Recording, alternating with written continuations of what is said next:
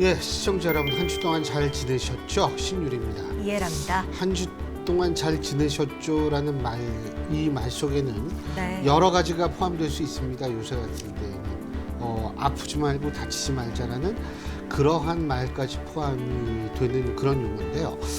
제가 이런 말씀을 꺼내는 이유는 사실은 여야 의정 협의회를 출범시키려는 여당에 있어서의 노력, 그리고 정부가 최근에 얘기를 했죠. 의료 인력 수급 추계기구라는 걸 만들겠다라고 얘기를 하는데, 지금 의사들 쪽에서는 뭐냐면 2025학년도 입학 정원을 원점에서 재검토하지 않으면 다시 그런 모든 기구에 참여할 생각이 없다라는 뜻을 밝히고 있습니다. 참 걱정이 많이 됩니다. 수험생 가지신 분들 있으시겠지만 자녀들 중에서 우리나라에서 대학 입시라는 것은요, 이게 입시에서 끝나는 게 아니고 네. 그의 인생 전반에 걸쳐서 영향을 미칠 수 있는 그런 겁니다. 자, 그리고 의대 문제만 이게 끝나는 게 아니라 이게 계속 이 파급 효과가 이어져서 사실은 수험생 전체에 영향을 미치는 건데, 수험생 전체의 인생에 관련한 문제를 지금 원점에서 재검토해도 될까요? 하여간 이런 문제 한번 생각해 보려고 합니다. 네. 의대 정원 증원 문제와 더불어서 또 한쪽에서는 이러한 부분들이 논의가 되었습니다. 9월 20일에 간호법 제정안이 공포가 됐는데요. 이것과 관련해서 여러 가지 이야기들이 아직까지도 많이 되고 있는 상황입니다. 대한간호협회에서 이 간호법 제정 굉장히 열심히 목소리를 높이셨던 분이 계셔서 오늘 그런 얘기 들어보려고 모셨습니다. 신경림 위원장님과 함께합니다. 안녕하십니까? 안녕하십니까?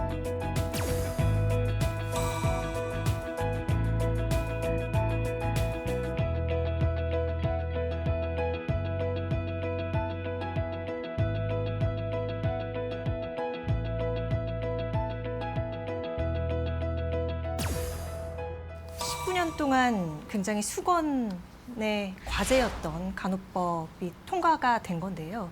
일단 이 의미와 또 어떻게 느끼셨는지 여쭤볼게요. 간호법을 이제 말은 19년이지만 또 간호계 선배님들이 오래전부터 하시려고 했던 거고 19년이라는 의미는 국회를 통해서 법을 제정하려고 했던 예. 연수에 해당하는데요. 원래는 1914년에 간호부 규칙이라고 그래서 간호법 단독법이 있었습니다. 근데 그 당시에는 미국 군정 네. 시대예요. 그런데 문제는 미군정 시대는 간호부 규칙, 의사 규칙, 산파 규칙이 있었어요. 그런데 이제 문제는 1944년에 우리가 합쳐집니다, 법이. 의사규칙, 간호부, 그 당시에 간호사의 명칭이 간호부였어요. 그래서 간호부 규칙이고 네. 지금의 조산사는 산파. 그래서 이런 규칙들이 단독법이 다 있었던 게 44년에 합쳐지게 됩니다. 그 이유는 일제강점기 시대가 되면서 태평양 전쟁에 일본이 우리나라의 의료인을 한꺼번에 묶어서 빨리 파견하고 싶으니까 법 하나하나 고치려면 힘드니까 그 법을 고친 명칭이 조선의료령이라는 령으로 바뀝니다. 그런데 그 법이 우리가 지금까지 그냥 합쳐서 나오는 의료법의 근간이 됐습니다. 네. 그러니까 의료법의 근간이 되다 보니까 의사, 치과의사, 한의사, 간호사, 조산사가 합쳐져서 의료법 속에서 있는데 여기에 문제점이 뭐냐면 의사나 치과의사, 한의사는 개설권이 있습니다. 진료 처방권이 있습니다. 간호사는 개설권이 없습니다. 개설권이 뭐예요? 이제 의원을 의원 내과를 연다 만드는. 병원을 네. 병원과 의원을 열 수 개설을 할 수 있어요. 개원하는 거군요. 개원할 수 네. 있어요. 근데 간호사는 그런 권한이 없습니다. 법적으로. 그런데 간호사 그다음에 조산사는 부분적으로 열 수 있지 않습니까? 이제 조산원을. 그러나 간호사는 일체 열을 수가 없고 또 하나는 법에 의료법 속에 간호사의 업무 중에 가장 핵심적인 게 뭐였냐면 의사, 한의사, 치과의사의 업무를 지원할 수 있는 진료 보조 업무밖에 없습니다. 그러니까 어떤 의미에서는 지금까지 간호사들은 진료 보조라는 그 명칭이 코에 걸면 코걸이, 귀에 걸면 귀걸이, 그러니까 의사가 원하는 대로 시키면 의사가 있는 데서 하면 전부 불법임에도 불구하고 할 수밖에 없습니다. 그러니까 지금까지는 간호법이 있기 전까지는 불법도 의사가 시키면 할 수밖에 없었던 것이 간호법이 되면 간호사가 해야 될 업무와 하지 않을 업무가 명확하게 만들어집니다. 그러니까 업역이 구분이 확실히 되는 건가요? 그렇죠. 업무가. 업무가? 그러면 간호사들이 이제 그 업무가 지금까지는 수도 없이 많았어요. 그냥 0에서부터 1000이라고 그런다면 지금까지는 마음대로 시켜도 누가 뭐라고 안 해요. 단 불법이기 때문에 어떤 의료사고의 문제가 터지고 나면 그 간호사는 총체적인 법적 책임을 다져야 됩니다. 지금까지는. 그러나 이제 간호법이 만들어지고 구체화가 되고 시행령 시행규칙 플러스 이제 다 되면 간호사의 업무는 여기서 여기까지야. 이것만 해, 너희는. 그러면 요거에 대한 법적 책임은 있지만 다 할 수는 없지 않습니까? 결론은 간호사가 불법으로 했던 모든 업무가 정리가 되는 거고 이제 합법화시킬 수 있는 정리 역할이 1번부터 뭐 옛날에 1000번이라 그러면 1번부터 뭐 몇 번까지만 그래서 정리가 되면서 좋은 거는 뭐냐 간호의 본질적 업무만 할 수 있도록 되는 거죠. 간호 업무만 하면 돼요. 그러니까 옛날에는 막 시키는 대로 다 하니까 그게 거의 의사 행위를 많이 했습니다. 이제 이런 것들을 잡기 위해서 만들어 놓은 것이 이번에 그 간호법 속에 간호사의 업무 속에 진료 지원에 대한 업무가 따로 나온 게 그 부분입니다. 그래서 어떤 의미에서는 간호사의 업무가 명료해진다. 명료해지면 간호사의 업무에 집중할 수 있다. 또 하나는 중요한 거는 그러다 보면 환자나 국민들에게 안전한 간호 업무를 서비스를 제대로 할 수 있다. 이게 제대로 할 수 있는 일이 생기고요. 또 이 간호법에서 중요하게 대두되는 건 저는 이 두 번째 부분이라고 생각을 합니다. 뭐냐면 간호사들이 모두 병원이 힘들어서 떠납니다. 신규 간호사들이 졸업을 해서 다 병원을 가면 한 40~50%는 6개월 내에 다 떠납니다. 강도가 너무 세서요? 너무 힘들고 그다음에 젊은 후배 간호사들이 네. 3교대를 이렇게 로테이션을 시키는데 그 업무가 불가능하고 하나. 두 번째 노동의 강도가 세다라는 거는 우리나라의 병원에는 그렇지 않은 병원보다 그러니까 좋은 병원보다 그 간호사의 배치 기준을 지키지 않는 병원이 더 많습니다.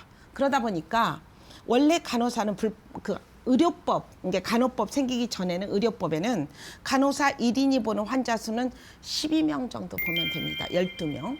그런데 12명을 보는 병원은 거의 적은 수고 거의 종합병원에서는 18명. 그다음 병원급은 30명. 어떤 간호사가 거기서 버틸 수가 없습니다. 그러니까 지금까지 이렇게 이루어졌던 것들이 간호법에는 거기에 조에 나와 있습니다. 간호사와 환자의 배치 기준을 정하라는 게 나와 있습니다. 그러면 선진국은 1:5. 그러니까 간호사 1인이 환자 5인을 보면 됩니다. 또 일본의 경우에는 7명만 보면 됩니다. 우리는 지금 18명, 30명 또 더 악화된 병원은요. 밤번에 환자 50명을 봐야 됩니다. 어떤 간호사가 살아남겠습니까? 없습니다. 그러니까 결론은 이 간호법에 그런 게 들어가 있고 또 하나는 간호사들이 우리 후배 간호사들이 3교대를 합니다. 그런데 저는 안타깝게도 이 3교대는 이제는 100년이 됐는데 100년 전이나 지금이나 우리 후배들한테 간호사들한테 시키는 거는 똑같은 룰에 의해서 시킵니다. 그러니까 견디지를 못하는데 3교대를 하면서 환자도 봐야 돼. 또 이제 앞으로 간호법이 되면 그런 일은 없어질 거예요. 그 의료법 속에서 일개의 정말 이름 있는 병원인데도 불구하고 밤번 간호사를 하면은요 리듬이 깨집니다. 이게 신체 리듬이 깨지고 밤 한 새벽쯤 되면 굉장히 힘듭니다. 그런데 그 간호사들이 임상병리사가 해야 될 피 뽑는 거 아시죠? 이렇게 체열. 네. 환자를 다 뽑고 다녀야 돼. 이런 일을 밤번이 해야 되니 밤번 하느라고 신체도 힘든데 이런 것도 해야 돼. 더 지금까지 또 더 나빴던 일은요.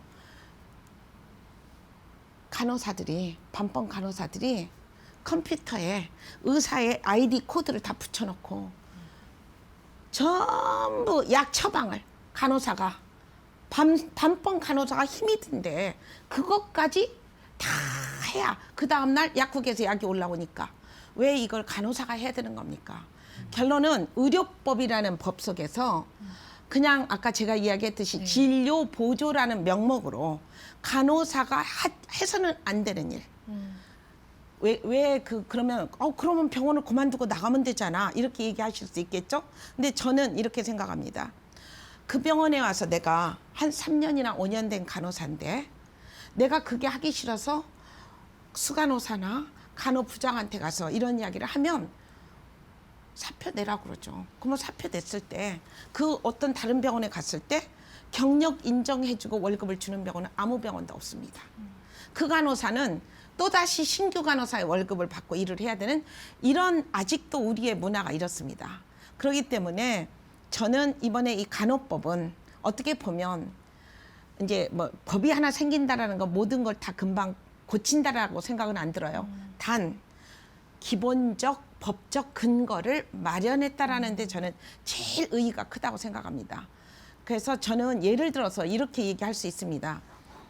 저 같은 경우는 77년에 미국을 갔습니다. 네. 76년에 졸업을 하고 1년 만에 1년 만에 갔습니다. 그 1년 동안에 간호사를 제가 이화여대 동대문병원에서 간호사를 채용을 해서 잘 했습니다. 그런데 정말 밤번 하기가 너무 힘들었습니다. 밤에 그 한 달 만에 한 번씩 돌아옵니다.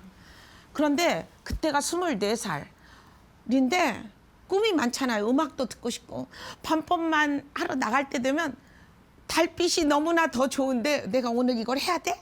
이렇게 계속 내가 간호를 해야 돼? 그리고 밤번을 하러 나가면 참 힘든 게 환자들의 정말 특히 제가 소아과에 있었는데요. 한 6개월은 아이들이 꼭 2, 3시만 되면 사망을 합니다.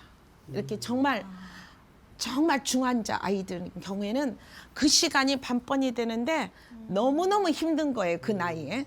그런데 1년을 제가 딱 하고 미국에 갔습니다. 그냥 아무것도 없이 미국에 갔는데 저는 그때가 77년도인데 병원에 아무 때나 이력서를 낼 수 있습니다. 병원마다 예. 내가 이력서를 써가지고 가면 됩니다. 예. 우리나라는 1년에 한 번 뽑습니다. 그것도 총무과에서. 그래서 간호부에 가서 이력서를 내면 그 병원에서 연락이 옵니다. 와서 인터뷰를 하라고. 인터뷰를 하러 갔습니다. 한 병원만 내지 않습니다. 여러 병원을 냅니다. 그러고는 갔더니 인터뷰를 잘해요. 그리고 한국말, 이게 영어가 아무리 오래 배웠어도 말이 빨리 안 나오더라고요. 그런데 천천히 하면서 정확하게 하기를 원해요. 인터뷰를 할 때. 그런데 저한테 이런 질문을 했어요. 네가 원하는 시프트가 뭐냐? 원하는 밤번이냐? 나이트냐, 나이트냐, 이브닝이냐. 데이냐. 예. 그래서 내가 잘못 들은 줄 알고 다시 한번 이야기를 해줄 수 있겠냐 그랬더니 네가 데이를 원하냐, 이브닝을 원하냐, 나이트를 원하냐 이걸 물었다. 저는 당연히 아침에 갔다가 해가 뜨기 전에 집에 오는 게 소원이었어요. 저 데이번을 원합니다. 이랬어요. 그랬더니 그래? 데이. 그럼 1순위가 네가 데이야. 2순위는 뭘 하고 싶어? 그래서 2순위는 이브닝을 할게요. 이제 이렇게 하고 왔어요. 설마 나를 데이를 줄까? 왜냐? 한국에서는 로테이션을 계속 했으니까요. 웬걸? 데이에 나오라는 연락을 받고 갔습니다. 그게 저한테는 미국에서의 가장 큰 충격이었습니다.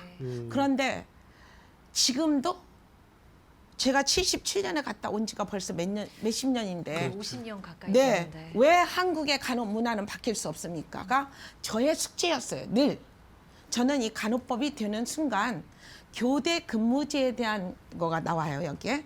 그러면 여러 가지 방안을 가지고 좀 고민을 해보고 싶은데요.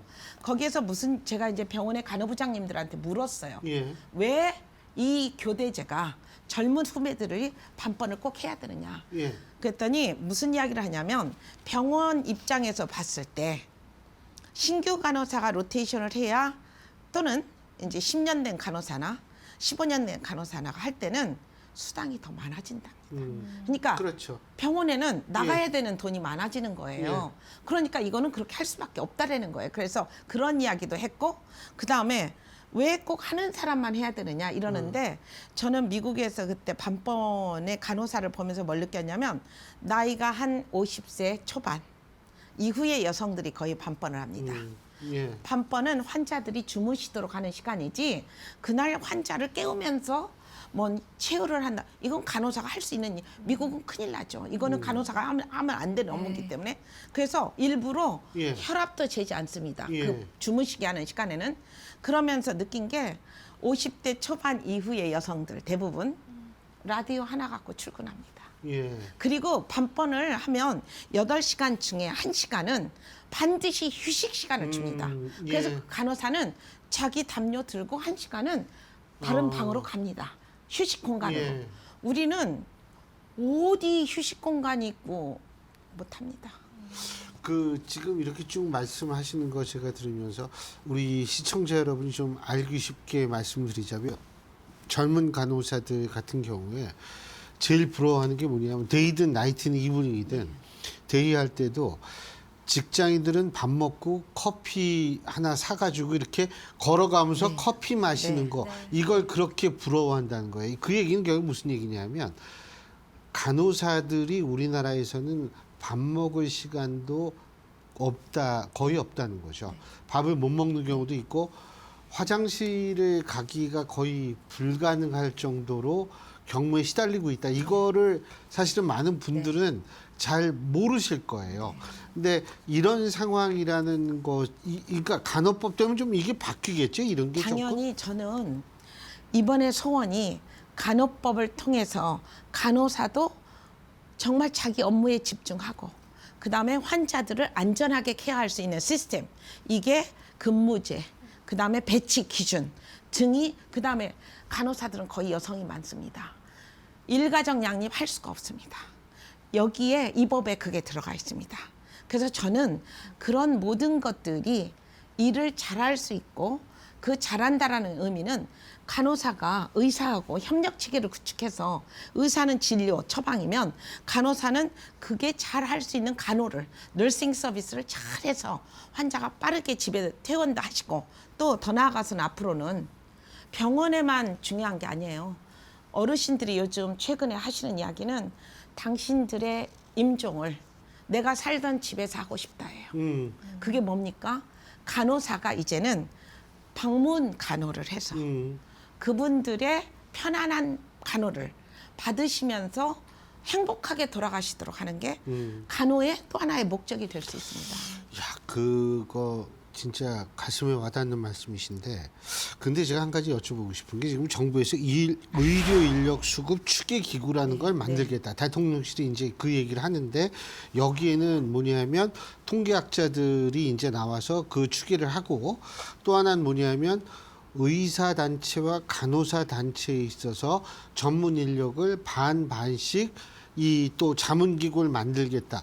그 만약 그런 거 오면은 어떻게 대한간호협회에서는 좀 어떻게 받아들일까요? 어떻게 할까요? 아니 저는 그 뉴스를 어저께 그저께 예, 이제 맞아요. 봤잖아요. 예. 그게 이제 예. 주말에 예, 맞습니다. 그걸 보면서 이건 진즉하셨어야 된다. 그리고 의사 인력뿐만 아니라 보건의료 인력 전체를 놓고 봐줬으면 좋겠다. 이거는 의사만의 왜냐하면 의료 인력이 그래서 간호사도 당연히 간호도 반 좀 들어가잖아요. 간호도 들어가야 되고 예.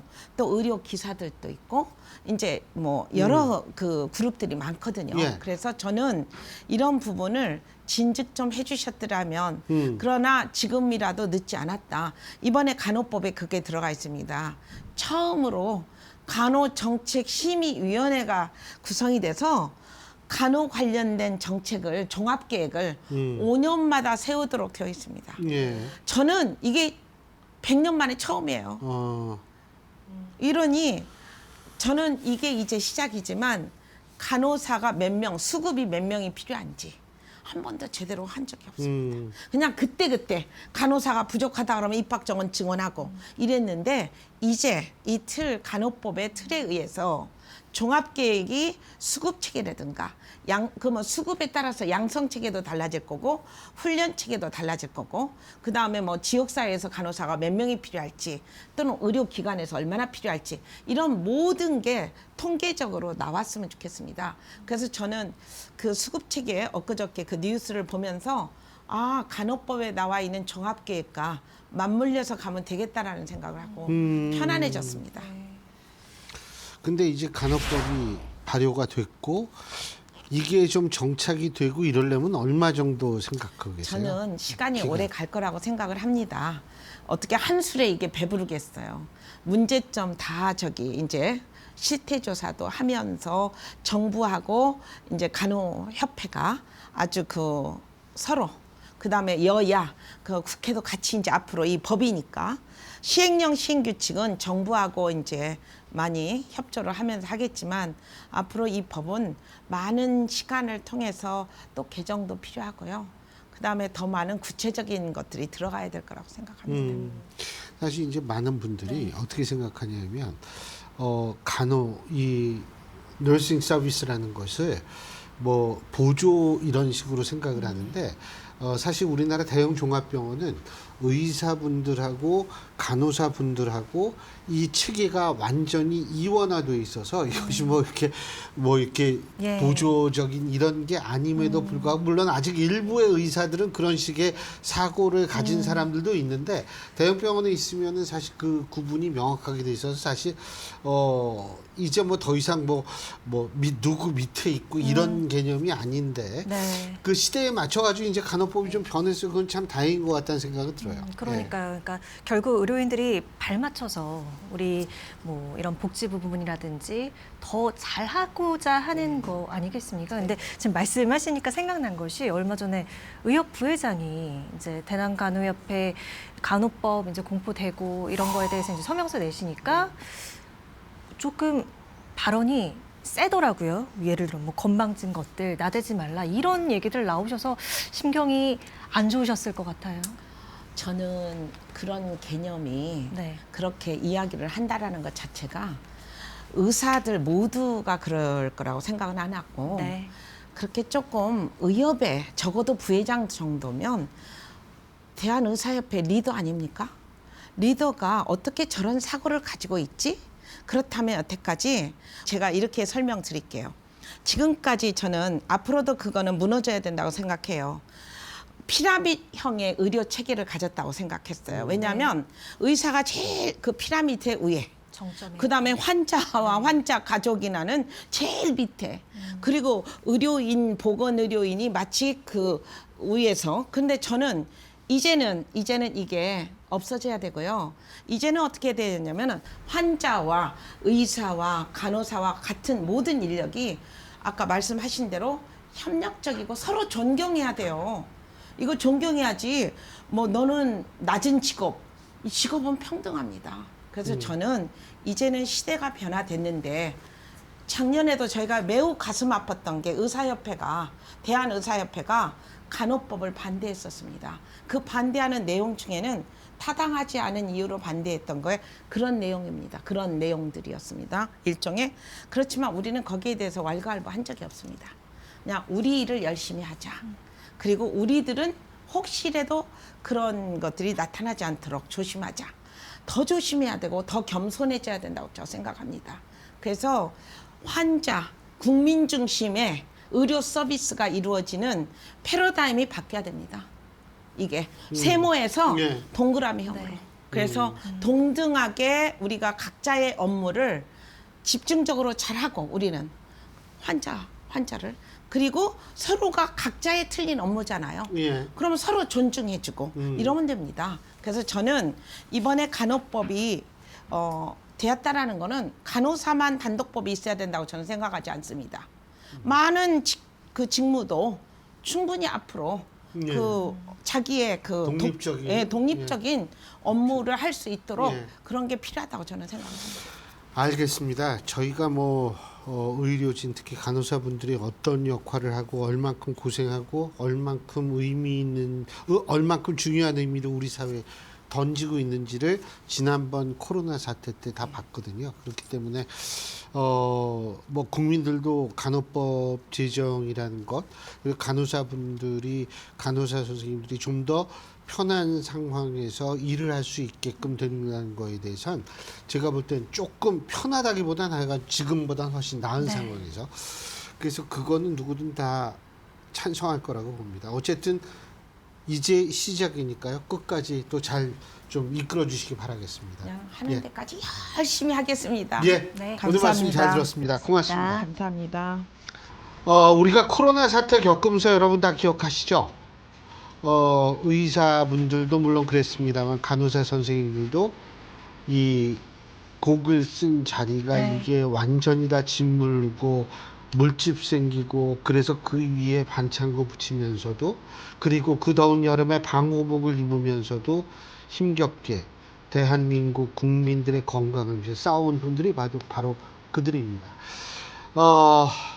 이제 우리가 그분들에 있어서의 지금 현실, 어떠한 현실에서 어떤 일을 하고 있는지를 우리 국민들이 이제 좀 알아줘야 되는 것 아닌가, 이런 생각이 듭니다. 네. 알아주는 것, 그것은 바로 공감으로부터 시작되는 겁니다. 네. 오늘도 소중한 말씀 들어볼 수 있었고요. 저희는 다음 시간에 인사드리겠습니다. 함께해 주신 여러분 고맙습니다. 고맙습니다.